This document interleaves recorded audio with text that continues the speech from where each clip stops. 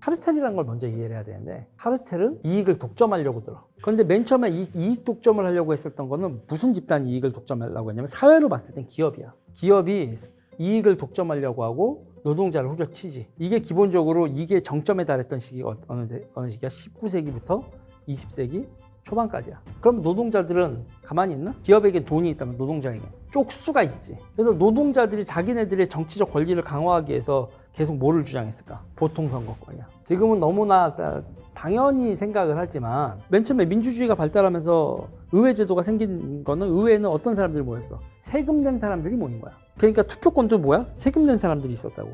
이 보통선거권은 세금을 얼마 내든가 아니라 사람으로, 그 선거권의 기준을 납세가 아니라 대가리 수로 가자는 얘기 아니야. 보통선거권으로 가면 누가 유리할까? 노동자가 유리하지. 보통선거권을 통해서 노동자들이 권력을 잡아야 된다 라고 하는 거에 그 이론적 배경을 한 그 사상을, 그걸 뭐라고 불러? 그걸 사회주의라고 불러. 사회주의는 기본적으로 누구의 사상이야?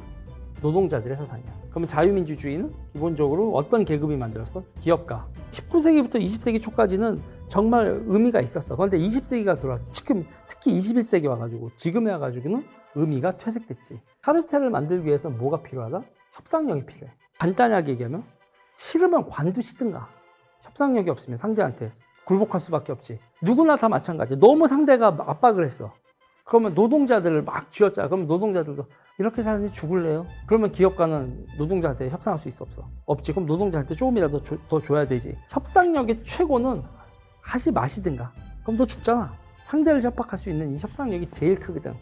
근데 이 협상력을 누구나 가지게 된다면. 그러면서 특히 뭐냐면, 우리나라의 문제점 중에 하나는 이 카르텔이, 기업 카르텔에 대해서는 이렇게 교육이 되어 있는데, 노조가 카르텔을 만들 수 있다는 거에 대한 생각을 우리나라는 안 해. 그래서 여기서 기업이 카르텔을 만들지 못하게 만들려고 뭐가 만들었어?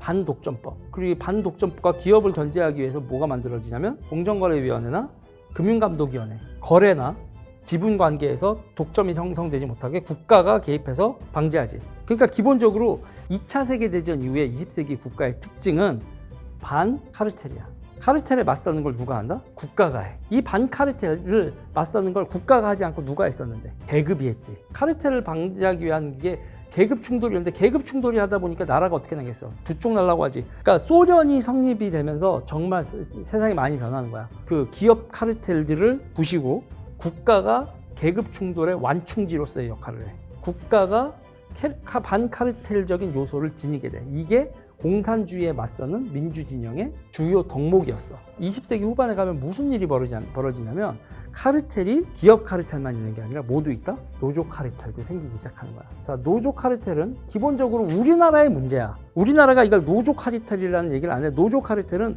기본적으로 뭐를 세우겠어? 진입장벽을 세워. 이거를 기업이 만들었다는 식으로만 몰아붙인단 말이야. 그런데 정규직, 비정규직 이렇게 나눠주고, 젊은 노동자가 정규직으로 들어오지 못하고 진입장벽을 만들었고, 자기들은 억대 연봉을 받으면서 똑같은 일을 하는데 임금이 반도 못 받는, 반의 반도 못 받는 이런 식의 사태가 벌어져. 그리고 지금 이 비정규직으로 들어온 사람이 나이가 먹어서 나중에 정규직이 되냐? 그것도 못 돼. 그런데 여기서 더 중요한 거는, 이 노조 카르텔과 함께 손을 잡은 카르텔이 있어. 기업 카르텔이야. 기업과 노조가 서로 이해관계를 조율을 해. 둘의 이익을 관찰하기 위해서 뭐를 착취한다? 비정규직. 협상력을 확보한 기업과 이 둘은 윈을 하고, 누군가는 루저로 만들어. 비정규직이지. 비정규직에다가 여기다가 판매직 같은 거나 수당을 주고 런닝으로 간다 뭐 하면서 여기서 특수고용직 이런 식의 개념도 만들면서 사업자 등록을 가지고 있는 협상력 없고 고립화된 자영업자들을 만들어버리는 거지. 근데 이 카르텔에서 특징이 뭐냐면, 카르텔은 응집을 생명으로 하고, 착취당한 사람들은 콩가루. 다시 말해서 고립. 자신들은 응집되어 있고 이 사람들은 고립되어 있는 상태. 이 응집과 고립이 사회적 계급의 차이로 갈라. 이게 계급화되고 난 다음에 어떻게 되겠어? 계급은 이거를 승계, 거래하려고 들어. 뭐라도 이익이 남는 뭔가가 나온다. 그러면 남한테 주지 않는다. 정비하고 뭐하는 이권이 있고 이게 안정적인 이권이다 하면 자기 자식이나 나한테 넘기거나, 아니면 자기 자식이 아니라고 해도 그거를 팔지. 그러면 이런 식으로 카르텔화되는 게 또 지금 되게 중요한 것 중에 하나가 교육에서도 지금 뭔가 카르텔이 등장하고 있다는 생각 이렇게 많이 난단 말이에요. 여기서 진입장벽을 만들기 위해서 자기네들끼리 할 수 있는 일명 스펙 있지. 열려 있어야겠어? 닫혀 있어야겠어? 닫혀 있어야 되지. 닫혀 있으면 이 닫힌 거에 접근할 수 있는 사람들은 어떤 사람들이야? 응집되어 있는 사람들이지. 그리고 이게 닫혀 있으면 접근할 수 없는 사람들은 어떻게 돼? 어떤 사람은 고립되어 있는 사람들은 이거에 대한 정보가 흘러오질 않잖아. 그러면 계속 당하고 사는 거야. 정치가 무엇이냐라고 얘기할 때 가장 포괄적으로 시카고 학파의 데이비드 이스턴이라는 학자가 정의한 게 제일 현재로서는 정설이야. 가치의 배분인데 이 가치의 배분 앞에 뭐가 붙냐면 어솔리테이티브라고 불러. 가치의 권위적 배분이 정치다. 왜 권위적 배분이 이게 질 있는 규정이었냐고 하냐면 우리는 뭘 꿈꿔? 정치하면 가치의 정당한 배분이란 걸 하잖아. 정당한 배분 이런 게 될까? 아니지. 정당화된 배분이 있군요. 여기서 중요한 건 비정규직이 이게 있어야 돼.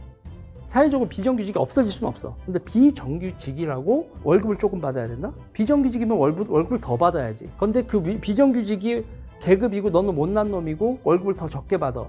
정당화된 거지. 사람들이 그걸 당연한 거라고 끄덕거려. 이게 무서운 거야.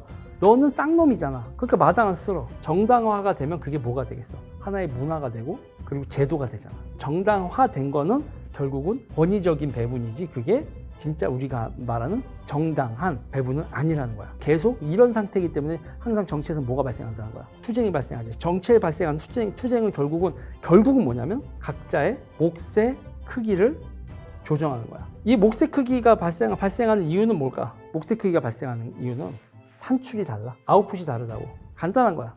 우리가 축구를 해도 나하고 메시하고 아웃풋이 같겠냐? 당연히 인간 사이에서는 이 아웃풋이 산출이 다르다고. 그러면 그 산출 차이에 대해서 우리는 당연히 차별을 원한다고. 우리가 연봉 계약할 때도 너는 얼마 성과를 내고 너는 얼마 썼으니까 너는 얼마 가져가. 이런 것도 아주 딱 떨어지지 않는 이상 항상 갈등 요소는 있단 말이야. 차별이 발생하고 차등 배분이 발생했을 때 그거에 대해서 정당화가 되느냐 아니냐의 문제는 항상 정치적으로 발생을 하고, 그런데 이 배분에 있어서 열심히 노력한 자가 아니라 어떤 자들이 몫을 많이 가져간다? 정치적 응집, 정치적 고립이 가치 배분의 가장 중요한 척도가 되는 게 현실이라는 얘기야. 우리 한국 정치에서 내가 생각하는 가장 큰 문제는 이 응집을 기업만 죽어라고 좌파가 얘기를 하는데 노동자들도 정치적 응집을 한 상태에서 카르텔화가 되어 있는 건 그놈이야. 고립되어 있는 사람들만 박이 터지는데, 문제는 이 고립되어 있는 사람들을 위해서 누가 존재해야 돼? 국가가 얘기해야 된다고. 그래서 노, 사, 정 얘기를 하는 거야. 만약에 이 고립되어 있는 사람들의 그 이익으로의 진입을 기업과 노동자가 끝까지 막으면 이 사람들이 어떤 형태를 보이겠어? 여기서 파시즘이잖아. 미국에서 확 이 고립되어 있던 사람들을 개발한 게 트럼피즘이지. 우리나라 좌우가 결국은 카르텔이었어. 그러니까 우리가 많이 공부하고 열심히 노력해서 성취를 내고 있으면 많이 가져가는, 그거는 우파 이데올로기야. 근데 우파에서 몫을 많이 가져가는 인간들 중에서 진짜 자기의 노력과 실력만큼 가져가는 거냐, 아니면 실력도 모두 없는데 부모 잘 만나서 많이 가져가는 애들도 엄청나게 끼어 있느냐. 여기도 문제가 많아. 대한민국 우파도 과연 우파다운 실력주의로 배분을 가져가느냐, 아니면 계급화되어 있냐. 그러면 여기는 이 영역은 뭐가 되겠어? 여긴 둘 다 있어. 좌파도 선동할 수 있고 우파도 선동할 수 있어. 고립되어 있다는 것 자체가 정치적으로 각성이 잘 안 돼 있다는 거야. 고립되어 있는데 몸만 자극하는 거야. 분노야. 다시 얘기를 해야 돼. 몫에 대한 서로 수긍할 수 있는 협상이 벌어져야 된다고. 이 몫에 대한 협상이 벌어져야 되는데 고립에 대한 분노와 일명 표파리가 중심으로 가면 그 나라는 파국으로 가. 이 고립되어 있었던 분노가 집권을 하면 파시즘이 되고, 이들의 고립을 완전히 찍어 누르면 카르텔 국가가 되지. 그러니까 대한민국은 지금 이대로 가면 카르텔 또는 파시즘으로 간단 말이야. 이런 위기를 1980년대 다 겪었어. 특히 여기서 드라마틱한 나라가 두 개가 있는데 아일랜드하고 네덜란드야. 좌파가 엄청나게 이 사람들을 선동하고 했었던 면이 있었지. 그런 상태에서 아일랜드하고 네덜란드가 택한 길은 사회적 대타협이야. 몫에 대한 협상으로 해서 서로가 양보하고 조율해서 모든 갈등 정리해서 나 안 해, 배째일 거야. 나 일 안 해. 이 사태를 종결시키지. 그리고 이 두 나라가 푹 성장을 한다고. 지금 우리나라는 내가 봤을 때 이거에 대한 사회적 대타협과 협상이 벌어져야 돼. 그런데 지금 현재로서 목소리는 카르텔들, 좌파 카르텔과 우파 카르텔이 진영 논리로만 얘기를 하고 있다고. 그러니 이거에 대한 해결책은 없고 불만은 끓고 있고 정치가 지금 격동으로 휘말리지. 21세기에 지금 좌우가 의미가 없고 카르텔은 좌파에도 있다. 그리고 지금 우리 한국 정치를 보는 지금 문제점들에 대한 나의 레지스터 1 여기까지.